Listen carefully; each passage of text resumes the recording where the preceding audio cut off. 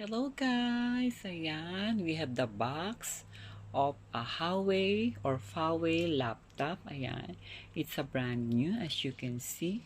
Aww. Siya at very sealed siya. Not broken seal. Ayan. Nakikita niyo siya. Ayan. I have a new laptop Huawei brand new na regalo sa akin at gusto ko siyang i-share sa inyo na i-unbox ko siya sa inyo at ikwento ko kung paano ako nagkaroon ng ganito.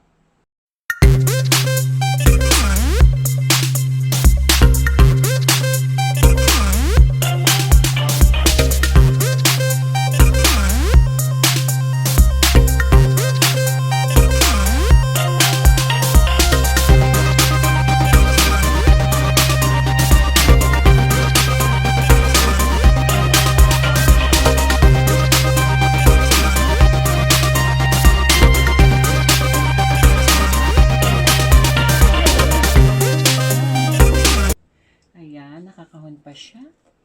Seals are not broken. Ikikwento ko lang kung paano ko nagkaroon ng ganito. Yesterday kasi gusto ko talagang mag-LS. So pagkagising ko, naligo na ako kagad. Nag-blow dry ako ng buhok, nag-ayos ako. Tapos kumain din ako kasi nga gusto ko mag-LS ng mga 1 hour, 2 hour, 3 hours, 4 hours, or 5 hours. So, hinanda ko na yung sarili ko. Ngayon, nung inaayos ko na yung laptop ko para mag-LS, I found out na hindi na siya gumagana. So, nalumbay ako. So, nalungkot ako. Sabi ko, paano na kaya yan? Which is, nag-LS ako para nga matapos ko yung WH ko. Actually, nalungkot ako talaga. Ito nga ang kapalit ng pagkalumbay ko naman, di ba? Ngayon, di ayun na nga. Paano na kaya to? Sabi kong ganun sa sarili ko. So, syempre, inisip ko ng inisip, siguro talagang hindi na dapat ako mag-LS. Ano na lang, mga upload na video. Kaya lang baka abutin ako ng siyam-siyam para matapos ko yung WH ko. Yung bumigay naman na aking itong MacBook Pro ko, ayan siya. Ito ang bumigay na nasira. Hindi ko alam ba't nasira, siguro sa bagay, na kasi to 2011 pa to Imagine 10 years ko siyang kasama. So nalungkot ako sa kanya. Hindi na siya gumana. Kaya yun ang sad story ko yesterday. Pero after that, naging happy naman din kasi nagkaroon nga ako ng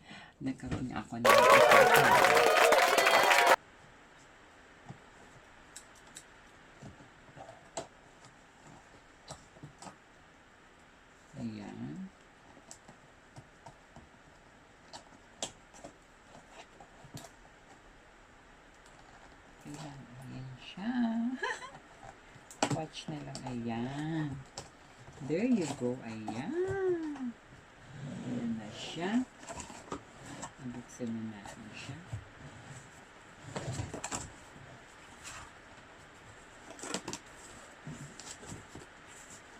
Ayan siya. Tada!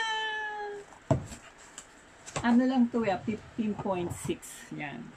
Gusto ko actually 17. Gusto ko yung malalaki. Kaya lang, ito na ang pinakamalaki nila. Ayan. There you go. Ayan siya, guys. Ayan. Siyempre.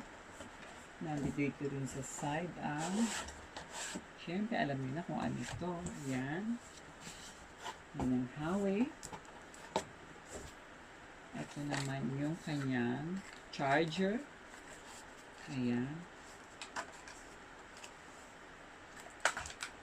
Ayan, as you can see, ito ang charger niya.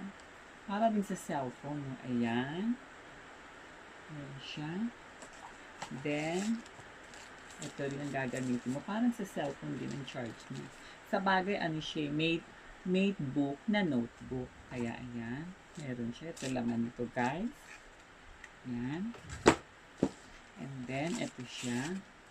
Of course, meron siyang mga installation, tsaka manual, English or what language. Ayan siya, syempre dyan. Mamaya titignan natin.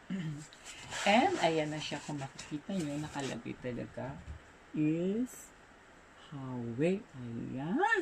May talagang masasabi mo. Then, tanggalin na natin. Ay, gusto ko to kasi ano siya, stylist and stylish siya. Tapos ano siya, industrial design. Parang minimalistic siya. Di ba uso ngayon kahit sa mga bahay, minimalistic. Stylish, design niya, tapos solid pa siya. Tapos yung camera niya, embedded in the front key. Nasa loob yung camera niya, sa naka-front key siya. Pag pinindot mong ganun, aakyat siya. Ayan. Tapos may ano to, screen sharing. Kapag ang cellphone mo is Huawei, lahat ng laman ng cellphone mo na Huawei, mapupunta na rito. Which is, ang cellphone ko kasi Huawei, kaya pwede akong mag-screen sharing. Mabilis na, di ba? Pag mag-upload ako ng mga videos ko sa YouTube, nasa cellphone ko siya, pinindot ko, mapupunta na rito. Mas mabilis ang editing ko. Ayan siya, guys. At napakanipis. Nakita niyo, di ba? Ayan, oh. Napakanipis niya talaga. Ayan, ano siya, 15.6, ano siya, screen size, slimness. Yung kulay niya is dark space gray. Gusto ko yan yung parang mundo. Ganyan, paggabi siya, di ba? Ayan. At maganda rin dito kasi may fingerprint. So, for your privacy, syempre yung fingerprint, pag ginanya mo, mabubuksan niya. Tapos yung kulay niya, matte finish siya. Ang maganda lang dito, hindi kasi makikita yung reflection mo. Halimbawa, nanonood ka, nakikita mo yung ano mo, shadows mo na nanonood ka. Ito hindi mo makikita, kaya maganda siya. Kaya gusto siya. Not to see your own reflection. Ayan. At may, ano siya, may eye comfort siya. Yung hindi mo makikita yung mga filter niya, yung mga yung filter blue sign, filter blue lights niya, mawawala siya. Kasi nga may comfort sign siya. Tapos of course may mga USB port din siya. May mga HDMI siya. And one thing more, ito, may ano siya, ayan o, yung parang butas-butas dyan. Para hindi mag-init.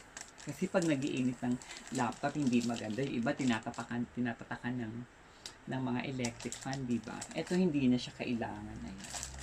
So bubuksan ko siya, guys. Tapos i-charge ko siya. Diba? Ano pala to ha? Windows 10 siya. Windows 10 ang OS niya. Tapos ang ano niya is, ano ba yon? Yung bagong ano, di ba may mga Opera, may mga Chrome, may mga Safari, may mga ganyan siya. Basta Windows 10 siya ha.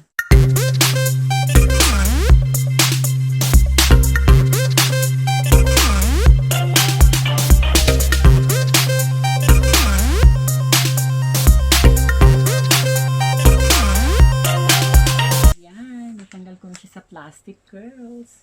Actually, binili to nung ano ko, yung friend ko na Japanese. Kasi tinawagan ko nga siya. Sinabi ko sa kanya na hindi na ako makapag-LS. Which is, lagi kasi siyang nanonood ng LS ko. 2 hours, 3 hours. Talaga nakatutok siya sa LS ko. Japanese siya. Ngayon siya yung nagaya sa akin na tumingin nga kami sa Yamada Denki, sa Kojima Denki. Sa Kojima Denki namin to nabili. Baka daw may mura. Wala naman akong pambili actually. Kaya lang, since niyaya niya ako at sabi niya baka may mura, nag-try na rin din ako. Pagdating ko doon, namimili ako ng mura lang talaga, mga worth 25,000 lang talaga. Kasi nahihiya ako. Pero nung dumabit na sa amin yung doon sa sa mga pasok ko, mga laptop, sinabi niya, bibili ka ng mura, baka madaling masira.